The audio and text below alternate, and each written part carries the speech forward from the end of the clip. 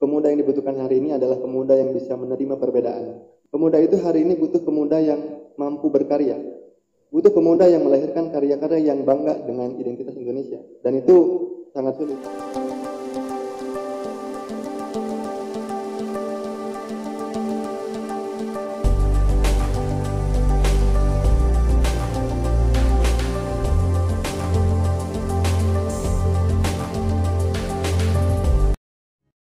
Halo kawan Dermawan semua, selamat datang di channel Dermawan TV.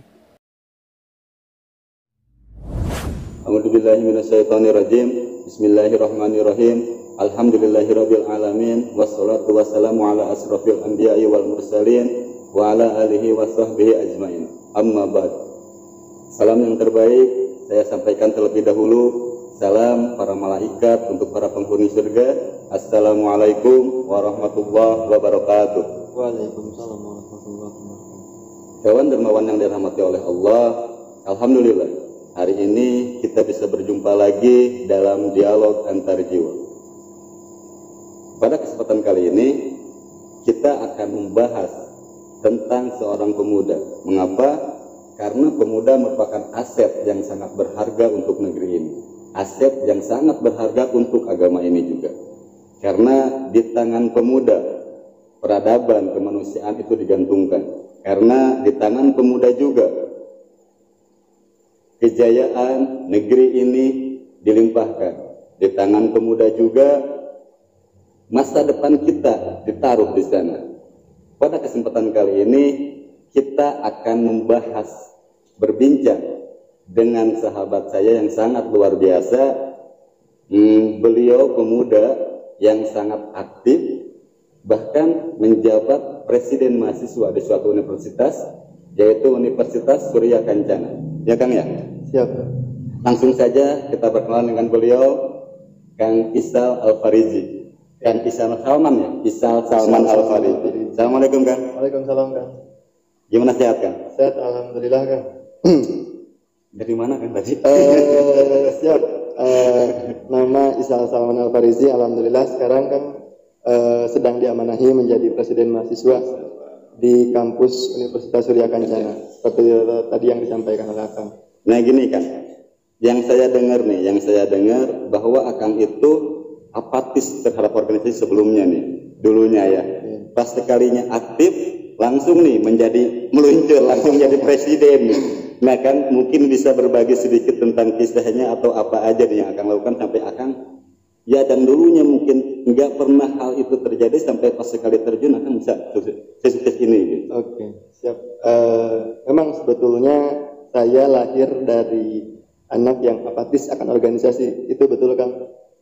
Dari sejak katakanlah SMP mungkin ya, organisasi ada, SMK tidak sama sekali tertarik kan di organisasi. Bahkan katakanlah ada organisasi seperti OSIS MPK, saya adalah orang-orang yang seperti menentang apa itu OSIS, apa itu MPK gitu kan.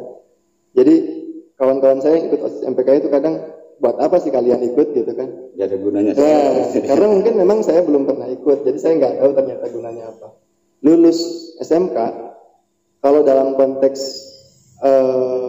spiritual, mungkin ada semacam hidayah atau bisikan, kemudian saya lulus dapat apa sih? Tidak dapat hal-hal yang kemudian bisa bermanfaat untuk kawan-kawan saya begitu. Yeah. Lalu kemudian di kampus cobalah, hanya sekedar coba-coba, awalnya coba-coba begitu kan. Coba segini gitu. Gimana kalau serius coba. Awalnya coba-coba memang karena mungkin niat dari awal nothing tulus, ingin organisasi, tidak ada maksud dan tujuan lain begitu. Merintis mulai dari nol, lalu kemudian mulai diamanahi jabatan-jabatan katakanlah yang memiliki tanggung jawab cukup besar begitu, sampai pada akhirnya kadang saya lihat presiden mahasiswa itu bukan suatu achievement sih menurut saya, bukan suatu prestasi. Ini adalah sebuah kebermanfaatan. Jadi sejauh mana kebermanfaatan hidup saya untuk kawan-kawan di lingkungan saya, bukan soal sebuah prestasi. Jadi kalau ada kawan-kawan yang wah ini Kang Isal katanya sekarang sudah dapat prestasi dan lain sebagainya, yang saya yakini ini bukan soal prestasi sih Kang, tapi ini lebih ke sejauh mana kebermanfaatan hidup saya untuk kawan-kawan saya di terdekat gitulah minimal. Mungkin lebih ke bagaimana untuk jadinya kita juga bermanfaat ke orang lain Nah, ya. gitu. Jadi ya mungkin akan lebih Tetapi jauh itu lah. prestasi Kang gitu. Ya, silakan orang tafsir saya, tapi tidak nggak berani mudah ada di situ, menafsirkan. nggak mudah gitu. Bahkan yang mungkin aktif dari dulu pun terkadang banyak halangannya gitu, tapi akan otomatis saat mencapai itu nggak mungkin dong dengan berleha-leha, walaupun dengan iseng pasti ada kerja keras. Akang juga punya skill yang kuat untuk itu semua gitu kan. Mungkin yang kawan-kawan lihat seperti saya misalnya sekarang duduk ada di sini, kan yang kawan-kawan lihat hanya ada duduk di sininya begitu, tidak tahu istilahnya perjuangan apa saja yang sudah saya lalui. Nah begitu. gitu. Jadi memang perlu banyak effort yang saya habiskan, waktu, tenaga, materi dan lain sebagainya, sehingga saya katakanlah bisa ada duduk di sini, bisa berdiskusi dengan Akang, sehingga kemudian ya katakanlah mungkin sedikit-sedikit bisa bermanfaat untuk kawan-kawan di lingkungan saya. Nah sekarang gini Kang, mungkin bila diibaratkan, Akang itu kan, ya Akang itu sekarang kan seorang presiden mahasiswa di universitas. Nah sekarang bila diibaratkan dengan pemerintahan, universitas itu kan mungkin merupakan miniatur sebuah pemerintahan. Otomatis Akang itu ya presiden, kalau presiden tertingginya gitu kan. Nah menurut Akang nih ya, di saat sekarang ini, di zaman milenial ini, pemuda yang seperti apa sih Kang? Atau pemuda yang bagaimana sih yang diperlukan agar kita bisa lebih baik lagi gitu? Oke. Kalau berbicara tentang pemuda yang dibutuhkan dalam konteks hari ini, kita tarik pada 2 poin begitu kan. Kalau dalam skala kecil, katakanlah kalau misalnya universitas adalah miniatur negara, itu narasi-narasi itu memang cukup benar, dan saya rasakan sendiri kan kalau misalnya sekarang misalnya ada rakyat mengkritik presiden, saya pernah 24 jam nggak berhenti dikritik gitu kan, itu nggak enak rasanya. Tapi lagi-lagi saya pikir bahwa ini adalah amanah, ini adalah memang tanggung jawab dari yang saya emban sekarang. Ada otonomi daerah ketika saya memimpin di tingkat universitas, ada kepala-kepala daerah katakanlah yang harus saya koordinir, harus selaras begitu antara di daerah dan di pusat.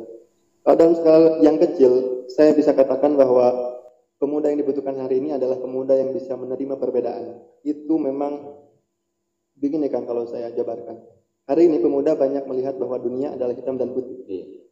Misalnya, saya menyimpulkan bahwa saya putih, Akang hitam. Ketika saya menafsirkan saya putih, berarti saya benar, Akang salah. Katakanlah misalnya seperti itu. Belum cukup mampu melihat bahwa kan warna itu tidak hanya hitam dan putih. Gitu. Belum cukup menerima adanya warna merah, biru, hijau, dan lain sebagainya. Kita tidak punya kapasitas untuk menilai saya hitam, saya putih, Akang hitam. Gitu. Nah itu sangat sulit saya temukan bahwa hanya sekedar narasi begitu, implementasinya sangat sulit. Kalau skala yang lebih besar, pemuda itu hari ini butuh pemuda yang mampu berkarya. Karena kita tahu kita mampu, katakanlah penetrasi kepada negara lain dengan karya. Kita bilang Amerika negara yang luar biasa karena kita mengkonsumsi karya-karyanya. Kita bilang Korea adalah negara yang hebat karena kita mengkonsumsi karya-karyanya. Katakanlah seperti drama-drama Korea begitu. Itu kan karya. Nah, hari ini pemuda Indonesia, kalau kita skala yang lebih luas ya Kang ya, maka mungkin ini salah satu karya yang bisa kita upayakan minimal. Tapi kan banyak kan, Indonesia juga banyak karyanya. Kayak misalkan sekarang tuh, ya kalau mungkin kita ambil garis besarnya, kayak misalkan Indonesia tuh kayak batiknya itu kan bagus, bahkan udah mendunia juga gitu. Cuman kenapa gitu? Seolah-olah tersendat cukupnya untuk di situ gitu. Gimana caranya sih agar kita bisa lebih meluaskan lagi gitu? Otomatis mungkin inilah tugas para pemuda sekarang kan? Ya begitu kan. Jadi kalau bicara tentang identitas negara kita, contohnya misalnya batik, kuncinya adalah pada kepercayaan diri. Kita tarik lagi pada hal yang sudah kita bahas tadi. Misalnya kita bahas satu negara yang sudah mengekspansi negara kita, Korea. Bagaimana mereka bangganya menghasilkan sebuah karya dengan bahasa mereka, sampai kita rela belajar bahasa Korea untuk tahu, untuk memperdalam. Nah, kenapa kita tidak bangga untuk katakanlah mendoktrin kawan-kawan atau misalnya orang-orang di luar sana untuk tahu identitas kita? Karena kebanyakan dari kita ketika melihat orang luar, melihat sedikit ada berbangga diri dengan negara kita, itu adalah sebuah hal yang aneh dan semacam kok bisa ya? Padahal kan itu memang sudah sebuah keharusan bagi kita untuk mengenalkan bahwa Indonesia adalah negara yang harus bangga dengan identitasnya. Jadi kepercayaan diri adalah kunci. Penting ya itu ya. Sangat penting. Nah sekarang gimana Kang menyikapinya nih, menyikapi sesuatu yang ya yang namanya muda-mudi ya, pemuda itu kadang-kadang tergantung moodnya gitu kan, muda-mudi pasti tergantung moodnya gitu kan. Bila dia sedang actionnya lagi tinggi semangatnya, dia kadang-kadang berkarya, tetapi saat dia menemui sesuatu halangan dia kadang-kadang jatuh lagi, udah berhenti gitu. Nah menyikapi hal seperti ini Kang, supaya kita terus gas, terus supaya enggak nyerah gitu aja, gimana nih Kang? Oke, kan ada suatu istilah kerja keras. Saya sebetulnya agak kurang masuk dengan istilah itu. Saya lebih senang kerja dengan bahagia. Karena begini kan, kalau kerja keras, kita sebagaimanapun kita kerja, kalau kita karena terpaksa, hasilnya juga ya itu tadi, ketika moodnya kurang baik, hasilnya kurang baik. Tapi kalau kita kerja dengan bahagia, ya hasilnya pun mau bagus atau tidak, yang penting berhasil dulu, maksudnya hasil dulu aja gitu. Kalau bicara mood, kita kan punya tujuan gitu kan ya, berbuat suatu karya kita punya tujuan. Sejauh apapun kita sudah melangkah, kalau misalnya di tengah-tengah jalan kita katakanlah sudah sedikit goyah dengan tujuan awal kita, cari motivasi lain yang kemudian bisa bikin kita maju lagi gitu. Karena kebanyakan motivasinya tunggal. Ketika misalnya kita buat suatu karya, satu, jangan dulu cari hal-hal yang bersifat profit gitu. Nah, ketika mencari hal yang bersifat profit, lalu hal itu tidak tercapai, selesai sudah. Jadi kalau misalnya kita tujuannya tidak tunggal, tidak sekedar profit, kita karya, kita bisa bermanfaat untuk kawan-kawan. Ketika profitnya tidak tercapai, oh enggak, kita bisa cari tujuan yang lain gitu. Jadi jangan cari tujuan yang tunggal saja. Gitu. Jadi kita bisa cari alternatif lain untuk mencapai tujuan kita. Jadi jangan selalu kita itu tujuannya itu hanya untuk duniawi aja. Kalau bilang tunggal, kebanyakan orang berpikir bahwa saat kita berkarya yang kita cari hanya sebatas materi gitu kan. Materi. Padahal mungkin seharusnya yang penting kita ya udah kerja dulu aja, munculkan dulu kreativitas kita, karena kerja yang paling baik itu ya kerja yang sesuai hobi kita kan. Bila udah hobi ya kita enjoy aja ngejalaninnya. Masalah profit mungkin nanti akan ngikutin penyakannya. Nah lalu gini Kang, para pemuda itu kan menjadi aset di negara kita kan. Dan pemuda juga istilahnya akan menjadi pemimpin di masa depan. Agar menjadi pemuda itu harusnya menjadi contoh juga untuk adik-adiknya kan. Menjadi adik-adiknya kayak mungkin Akang sekarang mahasiswa harus menjadi contoh untuk anak-anak SMK, SMP, agar mereka juga cita-citanya tetap ada tujuan gitu. Bukan cuma sekedar sekolah lalu pulang jalan-jalan, enggak cuma segitu aja gitu. Nah, bagi Akang pribadi nih, gimana caranya agar Akang bisa menjadi contoh yang baik atau menjadi contoh yang inspiratif untuk adik-adik kita, atau bahkan orang yang tua pun seperti saya, mungkin saya malu terhadap Akang. Akang di usia yang sekarang masih muda, Akang sudah menduduki posisi yang menurut saya hebat lah gitu. Saya yang udah tua belum bisa apa-apa gitu. Menjadi yang inspiratif, bukan cuma untuk para anak-anak pemuda, tapi untuk orang-orang dewasa juga gitu. Gimana Kang? Oke, saya coba tarik dulu pada satu poin tadi. Akan bilang negara ini salah satunya beban masa depannya ada pada pemuda. Itu memang akan mungkin pernah dengar bonus demografi. Itu artinya bahwa pada tahun tertentu usia pemuda itu lebih banyak daripada usia yang non produktif. Itu artinya negara menaruh harapan pada pemuda. Nah, kalau secara pribadi, bagaimana kemudian bisa memberi manfaat minimal untuk generasi selanjutnya begitu? Kalau saya sekarang diamanahi sebagai katakanlah leader atau pemimpin, saya tidak terbiasa dengan membentuk adik-adik saya menjadi pengikut saya. Tapi saya coba membentuk pemimpin-pemimpin selanjutnya, agar kemudian ketika posisi saya katakanlah sebagai senior, jangan sampai adik saya 100% percaya pada saya. Biarkan mereka taruh kepercayaan 50-50, percaya pada saya 50%, tapi dia harus punya sumber lain, agar dia punya jati diri pribadi sendiri gitu. Ketika dia 100% percaya kepada saya, itu berarti saya buat pengikut, bukan pemimpin baru. Jadi istilahnya buat pemimpin baru, tapi jangan buat pengikut kamu gitu. Kalau misalnya posisinya sebagai senior. Karena kebanyakan hari ini, ketika katakanlah dia sudah senior, dia bangga dengan adiknya yang ada istilah namanya feodal. Jadi manut-manut pada senior. Kalau saya tidak suka seperti itu. Jadi kamu jangan percaya pada saya 100%, silahkan konsul, tanya dan sebagainya silahkan. Tapi jangan percaya 100%. Biar ada nalar kritis yang kamu bangun. Jadi ketika menaruh ketidakpercayaan, masa iya? Kan dia terbangun tuh nalar kritisnya. Dan dia punya jati diri sendiri gitu. Jadi kan terbentuk pemimpin baru gitu. Tapi menurut Akang pribadi nih, di zaman yang sekarang yang Akang lihat, apakah pemuda yang ada sekarang? Ya, kita ambil simpelnya ya, mungkin di daerah kita aja nih, daerah kita di Cianjur, apa pemuda sekarang yang akan bisa gitu untuk menjadi pemimpin di masa depan? Sangat bisa kan. Hari ini banyak kawan-kawan saya dari Cianjur yang katakanlah berprestasi, punya karya, sayangnya, tapi dia di luar Cianjur. Saya beberapa kali keliling keluar kota, menemukan kawan-kawan yang sudah punya nama. Ketika saya ketahui identitasnya, ternyata dia dari Cianjur. Saya tanya, kenapa di Cianjur sendiri dia katakanlah kurang begitu dihargai? Dia katakan memang di Cianjur kurang begitu melek terhadap hal-hal yang berbau karya-karya positif. Jadi masih sekedar ikut-ikutan tren gitu. Jarang yang berbuat karya. Nah, jadi artinya kalau bicara konteks wilayah kita, itu sangat bisa dengan catatan kita punya suatu circle atau lingkungan yang mendukung.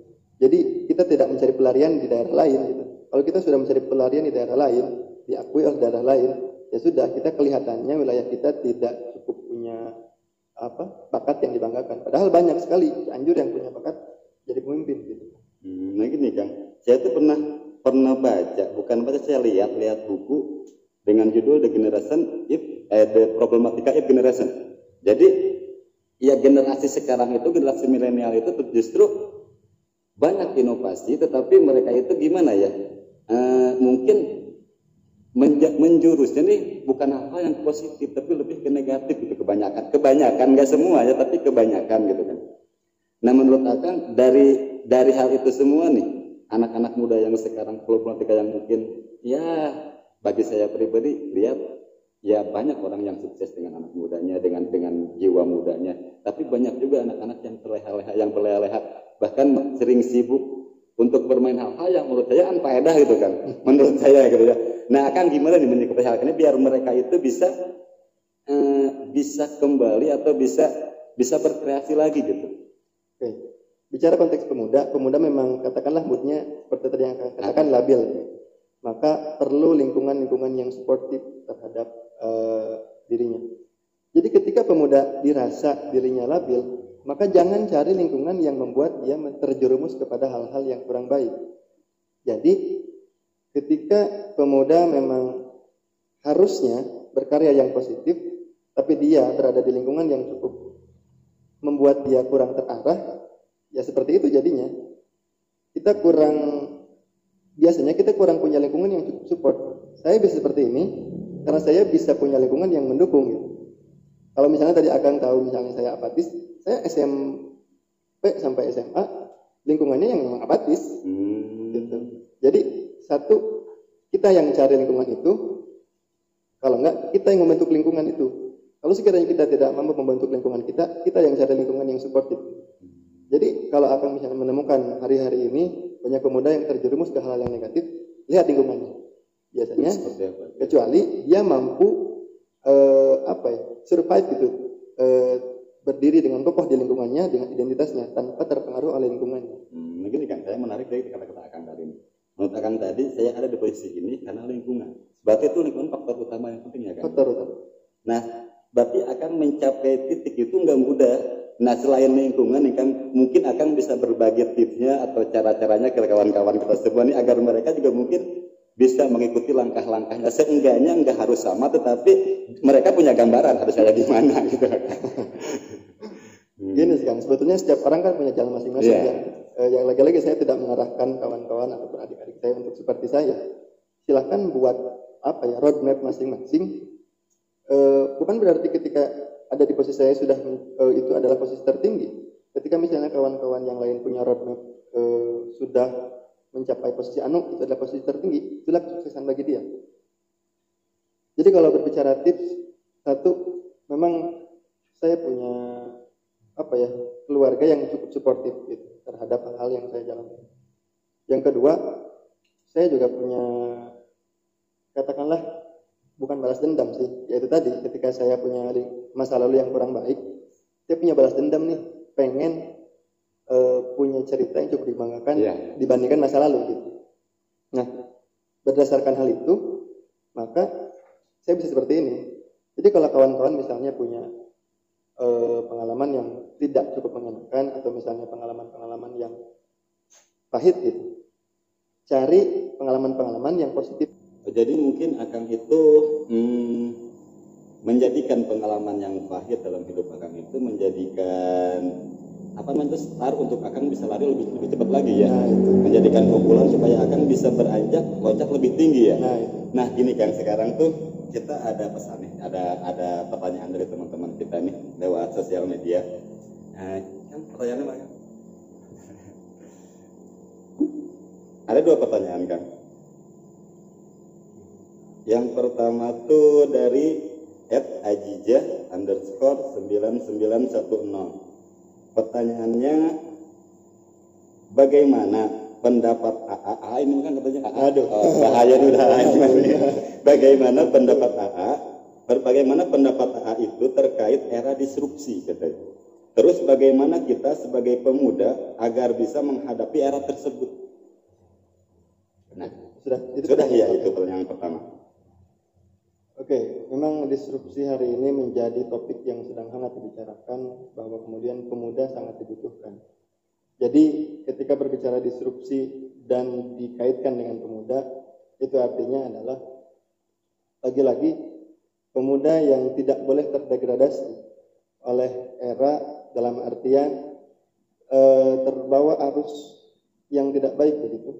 Sehingga kemudian banyak hari ini pemuda yang ketika berbicara tentang perubahan, dia tidak punya haluan tersendiri gitu. Ya, jadi ketika konteksnya berbicara tentang perubahan, kebangkitan, tapi beliau sendiri belum tahu jati dirinya siapa. Kebanyakan, saran dari saya mungkin kita lebih baik cari dulu jati diri kita masing-masing agar kemudian kita tahu haluan kita mau kemana. Karena kebanyakan ketika kita tidak punya haluan, kita lihat satu haluan, kita menganggap itu adalah satu-satunya haluan yang paling benar. Yang tadi saya katakan, kita harus punya berbagai sumber, berbagai sudut pandang, dan kita hasilkan sudut pandang kita sendiri. Jadi mungkin apa namanya itu tadi itu kita harus punya haluan dulu, dan agar kita itu menemukan jati diri kita yang sebenarnya dulu ya. Jati diri. Nah sekarang ini Kang, pertanyaan kedua itu dari Mosidik_. Gak tahu nih kayaknya komika nih Kang Mosidik nih. Mosidik_. Nah menurut Akang nih, definisi malu pada era sekarang itu kayak gimana katanya Kang? Mengingat banyak pengguna dari aplikasi-aplikasi yang menjadi tren anak muda zaman sekarang itu ini seolah-olah terlalu vulgar atau terlalu melampaui batas. Mungkin aplikasi-aplikasi yang seperti TokTek mungkin. Nah sekarang kan di aplikasi itu kan banyak orang yang dia vulgar lah mereka itu, sedangkan di dalam agama kita, dalam Islam, rasa malu itu menjadi kekuatan utama apalagi untuk wanita gitu. Menurut Akang kayak gimana nih katanya Kang, definisi malu itu seperti apa dan harus bagaimana gitu menyikapinya? Oke. Di satu sisi kita tidak bisa menahan ekspansi asing, salah satunya tentang teknologi, karena hari ini teknologi adalah kebutuhan. Tapi kita juga jangan menutup mata akan adanya dampak negatif dari teknologi. Maka kuncinya bukan soal seberapa canggih teknologinya, tapi seberapa canggih kita menggunakan teknologi itu. Bahkan mungkin akan tahu ada istilah AI atau Artificial Intelligence. Hari ini manusia sudah tidak lagi banyak, katakanlah, mengeluarkan keringat. Contoh misalnya saya sedang menyusun skripsi dan lain sebagainya, sudah banyak aplikasi yang membantu saya, tidak perlu saya keluarkan keringat yang terlalu banyak. Artinya ketika kita cukup mampu menggunakan teknologi, user atau pengguna itu adalah kunci, bukan soal seberapa canggih teknologi. Atau misalnya ada aplikasi yang dalam konteks pertanyaan itu membuat rasa malu dari kawan-kawan kita menjadi berkurang. Itu artinya bukan soal teknologinya, tapi soal kita. Seberapa canggih kita menggunakan teknologi. Lebih canggih kita harusnya daripada teknologi, karena teknologi pun adalah buatan manusia. Artinya membuat manusia yang buat teknologi ini berhasil, katakanlah, mengalahkan kita sebagai pengguna, sehingga rasa malu kita cukup berkurang. Jadi secanggih apapun teknologi kan buatan manusia, kita jangan kalah canggih, karena kan kita nggak buat teknologi bukan berarti kita tidak cukup pintar atau dan sebagainya. Kita sebagai pengguna pun kita harus cukup pintar bagaimana kita cerdas menggunakan teknologi. Jadi mungkin teknologi itu setiap hari, setiap zaman pasti akan terus berkembang. Ya, Dan yang jadi masalah itu bukan teknologinya, karena yang namanya teknologi itu penting buat kehidupan. Yang jadi masalah itu bagaimana cara kita menyikapinya atau menghadapinya, mungkin ya Kang ya. Nah, oke Kang. Mungkin ini udah lumayan nih Kang, waktunya udah malam juga. Pesan-pesan terakhir ya Kang, takutnya pesan-pesan yang ingin Akang sampaikan untuk para pemuda, untuk kawan-kawan terpawan semua. Bahwa kita ini harus seperti apa, pokoknya pesan-pesan yang bisa membuat mereka memotivasi dirinya sendiri. Oke, mungkin saya coba tarik pada dua pesan ya. Yang satu mungkin karena konteks saya mahasiswa, yang kedua pesan pada kawan-kawan pemuda di luar sana secara general. Yang satu kawan-kawan mahasiswa, kita harus ingat kita punya tiga prinsip yang harus kita tanam. Yang pertama prinsip intelektual, kita harus sadar bahwa kita hidup di negara yang tidak selalu baik-baik saja, maka kita perlu peran untuk membangun negara ini terus berkembang. Yang kedua, ada prinsip kesadaran bahwa kemudian kita berbeda dengan katakanlah PNS ataupun Karang Taruna. Kita harus sadar bahwa kita adalah mahasiswa yang punya istilah-istilah semacam agent of change dan lain sebagainya. Yang terakhir peran intelektual. Kita harus sadar bahwa intelektual kita dibutuhkan di kemudian hari, maka jangan sampai status mahasiswa kita tidak berbanding lurus dengan intelektual kita. Oke, saya coba tarik pada dua pesan. Yang satu pesan pada mahasiswa dalam konteks saya sebagai mahasiswa, yang kedua peran pada pemuda secara umum. Yang pertama, pesan-pesan pada mahasiswa, kita harus sadar bahwa kita punya tiga prinsip yang harus kita tanam. Yang pertama, prinsip kenegaraan. Kita harus sadar bahwa kita hidup di negara yang tidak selalu baik-baik saja, maka dari itu perlu peran-peran kita untuk membangun negara ini terus berkembang. Yang kedua, peran intelektual, prinsip intelektual. Intelektual kita tentu berbeda dengan PNS, dengan ASN, dengan Karang Taruna dan sebagainya. Kita punya intelektual yang harus mampu memberi manfaat bagi masyarakat. Yang ketiga, prinsip kesadaran. Kita harus sadar bahwa peran kita adalah, ada istilah namanya intermediary actor. Artinya kita mendukung tidak secara ekstrim, kita menghujat tidak secara ekstrim dalam konteks pemerintah. Kita berada di tengah-tengah antara masyarakat dengan pemerintah. Artinya, ketika pemerintah ada suatu kesalahan, kita kritik dengan cara yang baik, dengan cara yang benar. Ketika pemerintah pun melakukan kebijakan yang baik, tidak usah gengsi lah kita untuk mendukung. Jadi kita ada di posisi tengah-tengah, melihat secara jernih begitu. Yang kedua, peran pada pemuda secara general.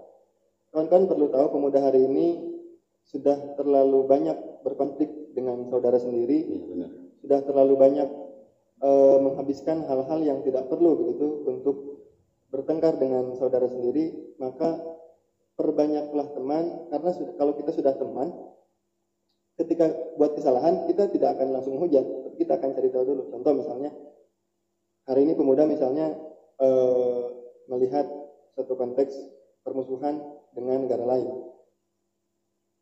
Ada istilah namanya misalnya ganyang Malaysia.